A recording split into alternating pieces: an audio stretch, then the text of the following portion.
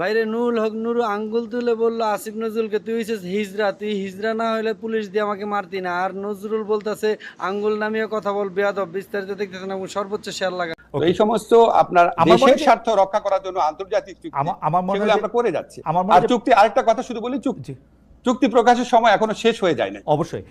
আমি একটু দর্শকদের মনে করা দিতে চাই, যখন আসলে বাংলাদেশে একটা অদ্ভুত অবস্থা ছিল, কেউই আসলে ঠিক মতো কথা বলতে সাহস করতো না, তখন কিন্তু প্রফেসর আসিফ নজরুল, আমি আসলে গত 15 বছরের কথা বলতেছি, প্রফেসর আসিফ নজরুল একদম তার দৃঢ় মানে বুলন্দ আওয়াজে তিনি এগুলি নিয়ে কথা বলেছেন। সেই জন্য আমাদের আশা প্রফেসর আসিফ নজরুলের কাছে অনেক বেশি যে ভারত একচেটিয়াভাবে আপনাকে ট্রান্সশিপমেন্ট বাতিল করে দিচ্ছে, আপনাকে বলছে যে এখানে স্থলবন্দর আমি ব্যবহার করতে দিব না। আমাদের হাতে কি কোনো কার্ড নাই যেটা আমি পাল্টা করতে পারি? আমি পররাষ্ট্র উপদেষ্টার কাছে কাছাকাছি প্রশ্ন করেছিলাম প্রেস সচিবের কাছেও, তারা বলেছেন তারা নাকি কোনো রিটালিয়েশনে বিশ্বাস করে না। প্রেস সচিব, এটা রিটালিয়েশনের কি হইল? মানে ঘটনা হচ্ছে ভারত একচেটিয়া ভাবে এগুলি, আমি স্যার আমি আপনার এতদিন ধরে চিনি বলে আমার কাছে মনে হয় যে আপনি এগুলি কেমনে সহ্য করেন, বা আপনি কেন এগুলি কিছু বলেন না, বা আসলেই কি আমাদের হাতে কিছু নাই? ভেরি ভেরি আসলেই কি ভেরি আমাদের গুড হাতে কিছু কোয়েশ্চেন। নাই? এখন ধরেন, হ্যাঁ, না না, এখন ধরেন আমি আপনাকে বলি খালেদ, হ্যাঁ, আপনি আমাকে দুইটা প্রশ্ন করছেন, আমাকে একটু টাইম দিবেন বলা জি, যে আপনি এটা কিভাবে সহ্য করেন এবং আপনি কেন বলেন না।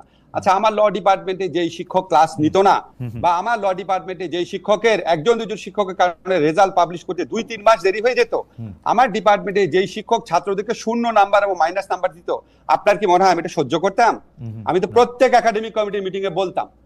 তা আপনার কেন মনে হয় না একই রকম সিচুয়েশন এখানেও আছে? তাহলে কেন মনে হয় না এরকম তো হতে পারে? এটা আমাদের তো প্রফেসর ইউনুস আছেন, প্রফেসর ইউনুস কেমনে এটা না করবেন? মানে আমি আপনার সাথে আমার যে পরিচয় বা আলাপ আছে, হয়তো ডক্টর মোহাম্মদ ইউনুসের সাথে অত আলাপ পরিচয় ঘনিষ্ঠতা নাই, কিন্তু আমি তো উনারে জানি, তো উনারও তো এটাতে নিয়ে মানে নিজে এটা করা উচিত। এবং দেখেন স্যার, আপনার সাথে আমি যখন কথা বলতেছি, অসংখ্য লোক আমাদেরকে বলতেছেন যে 26 লক্ষ ভারতীয়, যদিও এটার কথা আপনি আগে বলছেন, কিন্তু আসলেই তো কোনো চেঞ্জ হয় নাই। মানে হাসিনা সরকার আর ইউনুস সরকারের কি তফাৎ ভারতের ইয়াতে?